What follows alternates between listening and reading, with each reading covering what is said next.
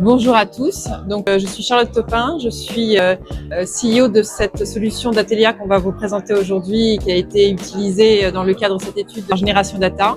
Et pour ma part, je suis dans le secteur du market research depuis 25 ans. J'ai occupé plusieurs fonctions en institut. Et d'Atelia, c'est un peu la solution que j'ai rêvé d'avoir en tant qu'Insight Manager. On a créé cette solution pour utiliser, mieux partager les insights en interne, capitaliser sur toute la connaissance acquise et pouvoir facilement extraire des données, des informations qui sont issues dans tous ces rapports qu'on accumule dans les fonctions insight et qui sont sous-exploitées malheureusement, alors que ça a beaucoup de valeur et on a tendance un petit peu à les oublier. D'Atelia, c'est une plateforme conversationnelle, collaborative pour redonner vie en fait à toutes vos connaissances. Voilà, l'ADN en fait de Génération Data, c'est un petit peu mon ADN aussi, ça fait partie de mon expérience, c'est d'explorer et d'appliquer des méthodologies qui sont nouvelles, de faire aussi de la veille sur les outils.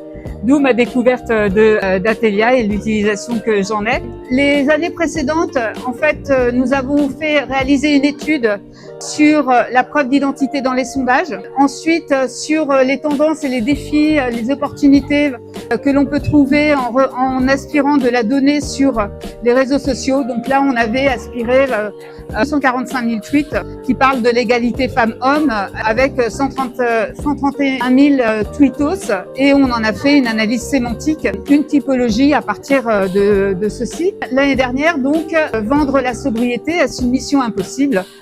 Une étude réalisée auprès de 2000 Français. Et cette année, donc, on va réexploiter en fait cette étude, les résultats de cette étude de façon différente. Alors, juste quand même pour vous tenir informé de cette étude, malgré tout pour que vous compreniez la suite, nous avons utilisé des données qui sont micro, que j'appellerais micro, puisqu'il s'agissait de réaliser un sondage auprès de 2000 Français représentatifs pour parler de la sobriété et de leur relation en fait par rapport à la consommation avec une méthodologie donc de trade-off. Et puis nous avons en fait matché ces données-là avec des données macro qui sont en open data, comme par exemple des données INSEE sur l'équipement dans l'ensemble des communes. Par exemple, évidemment, si vous n'avez pas de métro, si vous n'avez pas de bus dans une petite commune rurale, eh bien, vous êtes obligé d'avoir une voiture pour vous déplacer et c'est forcément moins sobre que lorsque vous habitez à Paris. Là, pour le coup, vous n'avez pas le choix. Même chose sur les données environnementales et puis les données géorisques qui recensent en fait l'ensemble des déclarations de catastrophes naturelles et les risques naturels et technologies majeures, c'est-à-dire vous avez le passé et l'avenir pour essayer de voir si ça avait un impact. On en a fait une typologie de consommateurs, du réfractaire à la retraitée écolo, avec des comportements et des opinions pro-sobriété différentes. Le réfractaire, en fait, il est vraiment réfractaire à tout, quasiment.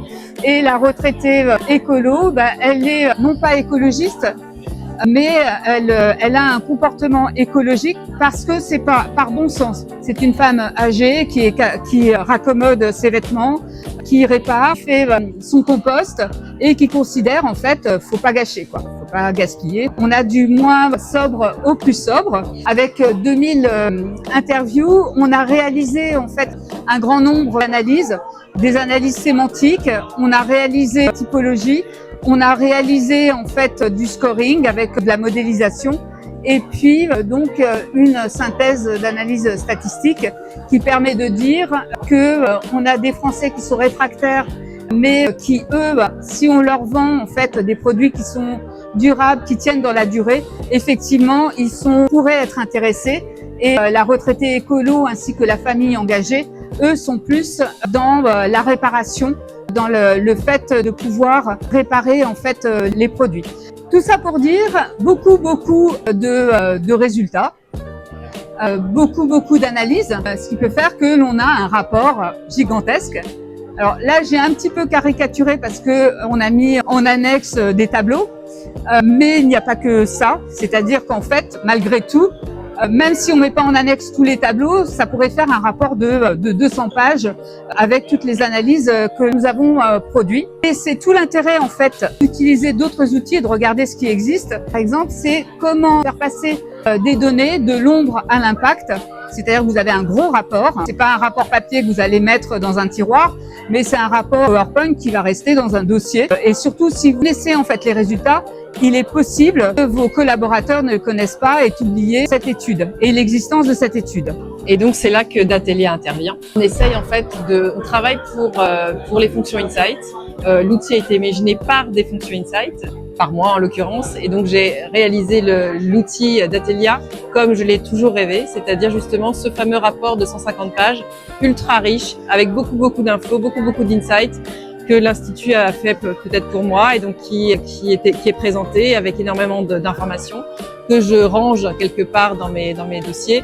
Et finalement, c'est difficile de le réutiliser, je sais pas où il est, peut-être que dans 3 mois j'aurais oublié. Voilà. Il renferme pourtant énormément de connaissances. Datelia, c'est justement pour exploiter de façon simple toute la richesse des insights qui sont contenus dans un rapport ou dans 150 rapports et de trouver la bonne information en 1 seconde plutôt qu'en 2 heures. Et donc, dans notre cas, on a utilisé notre étude sur le marketing de la sobriété qui date de 2024 et puis d'autres études parce qu'il y a eu une recherche documentaire avant de réaliser le questionnaire. Donc, on a mis toutes ces études dans notre base de données. Je vais vous montrer ça. Voilà. C'est pas très compliqué d'utilisation, c'est même très simple d'utilisation. On a une bibliothèque avec les différentes études. Donc là, les 6 études que je vous ai montrées tout à l'heure.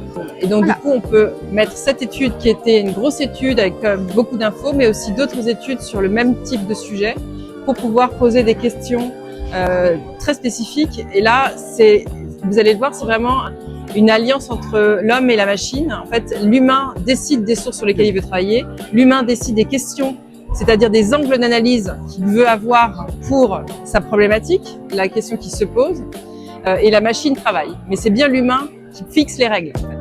Le problème en fait de l'intelligence artificielle, c'est que si vous n'êtes pas derrière, vous pouvez avoir des hallucinations, vous pouvez avoir des problèmes en fait d'interprétation. Là, l'idée c'est que vous mettez en fait vos études, vous mettez ce qui vous intéresse. Donc ça peut être des verbatims, ça peut être des entretiens, vos transcrits, pour avoir ensuite des verbatims que vous utilisez. Ça peut être des rapports issus d'une étude documentaire et ça peut même être tout, puisque nous faisons des études du début à la fin, donc études documentaires, entretien quali, focus group et quanti. C'est le cas pour une étude que nous faisons actuellement.